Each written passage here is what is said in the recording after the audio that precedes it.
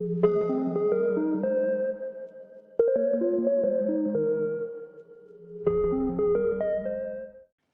friends, this is Dr. Mamta Rathi. I welcome you all on my YouTube channel Dr. Mamta's Educational Plex. Friends, in this series we are discussing on the corporate accounting's one of the important chapter, reconstruction of companies. Reconstruction of companies क्या होता है, उसके types क्या क्या है, उसके सारे basic concepts क्या क्या है, उनके बारे में मैंने एक वीडियो बना के दिया हुआ है। साथ ही साथ इसके ऊपर कुछ सॉल्व प्रॉब्लम भी हमने इसके पहले देख लिए हैं। अगर आप उन सभी वीडियोस को देखना चाहते हैं तो उन सभी वीडियोस की डिस्क्रिप्शन में मैंने लिंक भेजी हुई है, वहाँ पर जाकर आप सभी वीडियोस को देख सकते हैं। आज के इस वीडियो में हम लोग बात करेंगे issue of debentures for working capital की एडजस्टमेंट की। तो इंटरनल रिकंस्ट्रक्शन के सॉल्व प्रॉब्लम्स हम यहाँ पर देख रहे हैं। तो हम हमारे नेक्स्ट प्रॉब्लम के साथ शुरू करते हैं। हमारा प्रॉब्लम हम सबसे पहले रीड कर लेते हैं। सबसे पहले इन्फॉर्मेशन को रीड करना ज़रूरी होता है, क्योंकि किसी भी अकाउंटिंग प्रॉब्लम के सॉल्यूशन के लिए जो इन्फॉर्मेशन हमें दी हुई होती है वो बहुत ज़्यादा इम्पोर्टेंट होती है। Friends, one request is there, while discussing the solution part मैं आपके सामने प्रॉब्लम को डिस्प्ले नहीं कर सकती। तो आपसे रिक्वेस्ट है कि आप इस प्रॉब्लम को एक तो लिख लीजिए या फिर इसको आप स्क्रीनशॉट निकाल कर ले लीजिए, क्योंकि सॉल्यूशन का पार्ट जब भी हम करेंगे तो हमारे सामने क्वेश्चन का होना ज़रूरी होता है। सो आप इसकी स्क्रीनशॉट ले लीजिए। The Rathi company having suffered heavy losses decided to reconstruct. The balance sheet of the company on the date of reconstruction was as follows. Balance sheet, liability side amount, asset side amount, liability side, share capital 50,000 equity shares of rupees 100 each, fully paid 5 lakh, sundry creditors 2 lakh 30,000, bank overdraft 20,000. Asset side, goodwill 50,000, land and buildings 1 lakh 50,000, plant and machinery 1 lakh, stock 2 lakh, debtors 1 lakh 50,000, profit and loss account 1 lakh, total amount 7 lakh 50,000। सो ये है हमारी balance sheet. साथ ही हमें दी हुई है एक additional information. The following scheme of reconstruction was approved. The share holders to receive in lieu of their present holding of the following: fully paid equity shares equal to 2/5 of their holdings. 2/5 holding तक ही equity share को हमें रखना है। 10% preference shares fully paid to the extent of 1/5 of the above equity shares. जितने equity shares, new equity shares आएंगे उनके 1/5 हमें प्रिफरेंस शेयर्स को लेना है। ₹60,000 10% सेकेंड डिबेंचर्स, डिबेंचर्स भी हमें लाने हैं ₹60,000 के। An issue of ₹50,000 9% first debentures was made and allowed. Payment for the same having been received in cash, which was used to repay bank overdraft and to provide for working capital. अब 50,000 rupees के 9% से first debentures को हमें issue करना है और debentures हमने बनाया है। इसका जो पेमेंट आएगा उस पेमेंट को हम कैश में रिसीव होगा और वो कैश में रिसीव हुआ जो पेमेंट है उससे हम बैंक ओवरड्राफ्ट को रीपे कर देंगे और साथ ही साथ वर्किंग कैपिटल को भी प्रोवाइड कर देंगे। नेक्स्ट इन्फॉर्मेशन हमारे पास है the profit and loss account debit balance and goodwill to be written off completely. Land and building and plant and machinery are to be valued at ₹1,25,000 and ₹75,000 respectively.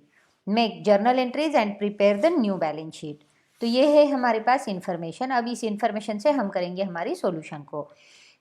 जब भी हम solution देते हैं तो उसकी जर्नल एंट्रीज हमें बनानी होगी। तो ये जो जर्नल एंट्रीज हम बनाते हैं उसका एक फॉर्मेट है जो कि मैंने मेरी फर्स्ट वीडियो में आपके साथ डिस्कस किया हुआ है। तो उस फॉर्मेट के हिसाब से हम क्या करेंगे, हमारी जर्नल एंट्रीज को कंप्लीट करेंगे। सो सबसे पहले हम क्या करते हैं, फॉर्मेट बनाते हैं हमारी जर्नल एंट्रीज का। Journal entries in the books of Rathi company, date, particulars, ledger folio number, debit amount, credit amount. अब हमें जो फर्स्ट थिंग कही गई है उस फर्स्ट थिंग में हमें बताया है कि हमारे जो कैपिटल है उन कैपिटल को रिड्यूस कर दिया है। अब जब भी हम इंटरनल रिकंस्ट्रक्शन की बात करते हैं तो कैपिटल रिडक्शन यहाँ पर दिखता है और कैपिटल रिडक्शन का एक सेपरेट अकाउंट हमें यहाँ पर बनवाना पड़ता है और उस अकाउंट से ही हम हमारी सारी ट्रांजैक्शन को कवर करते हैं। तो हमारा जो ओल्ड इक्विटी शेयर कैपिटल था वो था 5 लाख रुपीज़ का। अब ये जो 5 लाख रुपीज़ का इक्विटी शेयर कैपिटल है, उस इक्विटी शेयर कैपिटल को हमें एडजस्टमेंट में बताया गया है कि fully paid equity shares equal to 2/5 of their holdings. अब जो प्रेजेंट होल्डिंग है उसके 2/5 ही हमें क्या करने हैं, तो न्यू इक्विटी शेयर लाने हैं। तो 5 लाख को अगर हम 2/5 कर दें तो वो अमाउंट आएगी 2 लाख रुपीज़ की।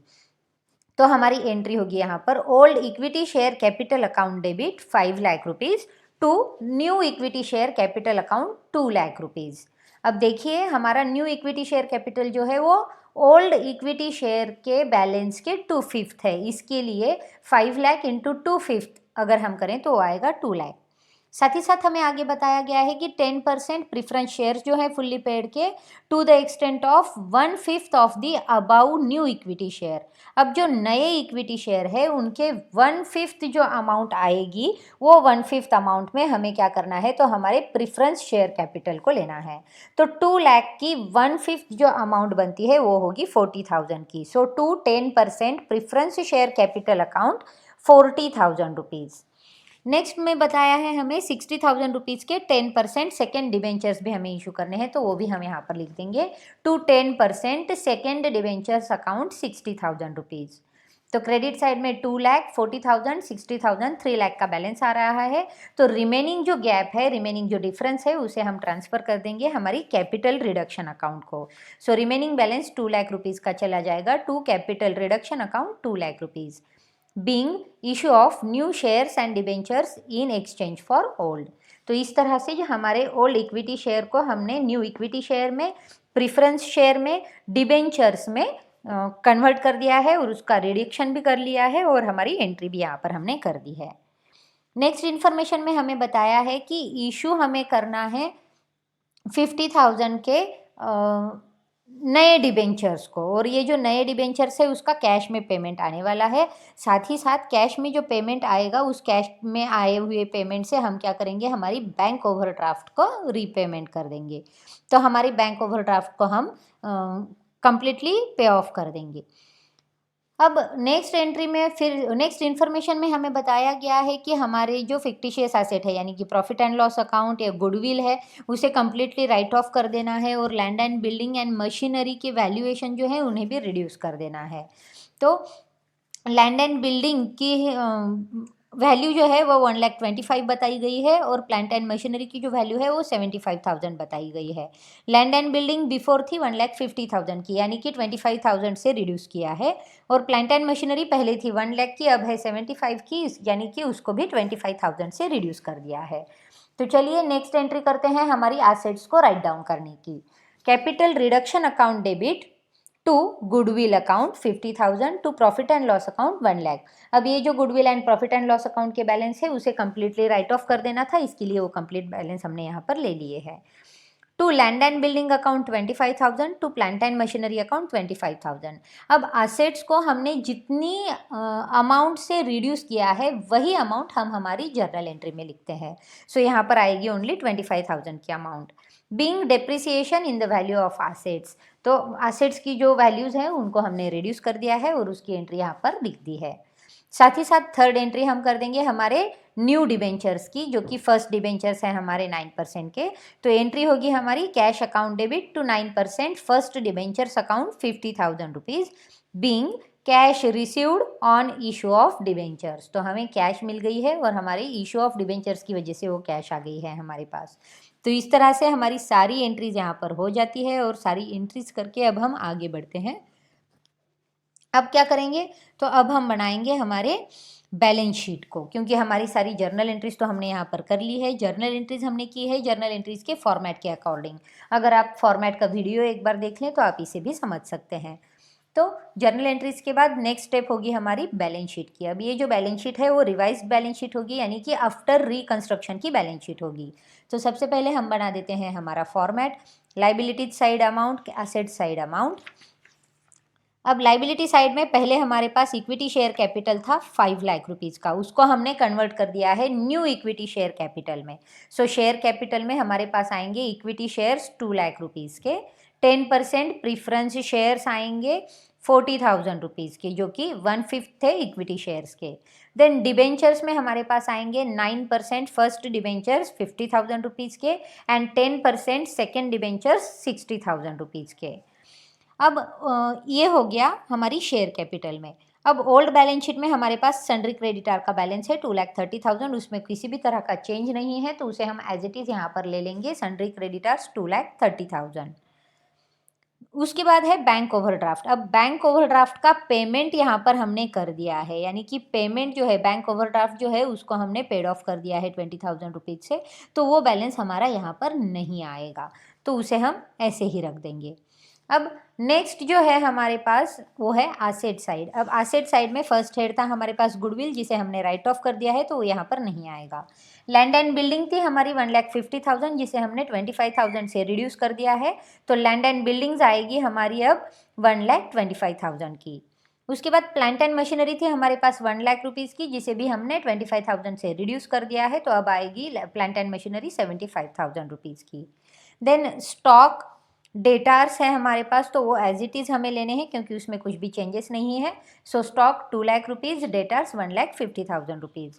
साथ ही साथ हमारे पास अब जो प्रॉफिट एंड लॉस अकाउंट था, वो प्रॉफिट एंड लॉस अकाउंट जो है उसे हमने राइट ऑफ कर दिया है, तो उसका बैलेंस हमारे पास नहीं आएगा। अब देखिए कैश में हमारे पास पैसे आए हुए थे, कैश की जो एंट्री हमारे पास थी वो थी डिबेंचर्स की, यानी कि डिबेंचर्स हमने इशू किए थे और उसमें कैश हमारे पास आई थी 50,000 रुपीज़ की।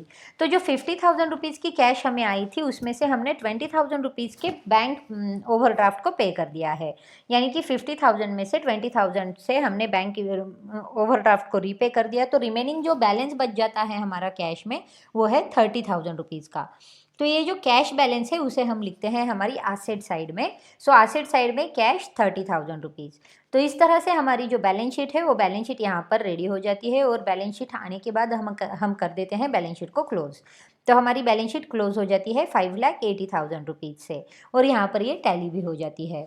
सो फ्रेंड्स, हमारी न्यू बैलेंस शीट भी बनकर रेडी है। रिकंस्ट्रक्शन बहुत ही आसानी से है, उसका सोल्यूशन हमने दे दिया है। उसके सिर्फ हमें रिडक्शन की एंट्रीज देनी होती है, शेयर कैपिटल में जो रिडक्शन हुए हैं, साथ ही साथ हमें एसेट्स में जो रिडक्शन हो रहा है उसकी भी एंट्री देनी होती है।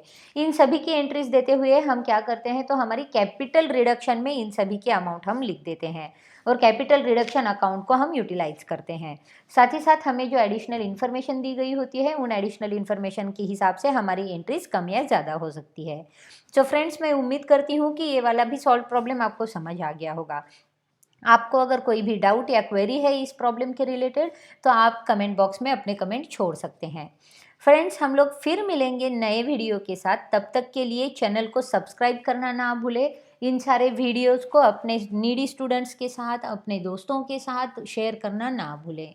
सो फ्रेंड्स, फिर एक सॉल्व प्रॉब्लम लेकर बहुत जल्द मैं आपके पास आऊँगी। तब तक के लिए देखते रहिए, शेयर करते रहिए। Thank you.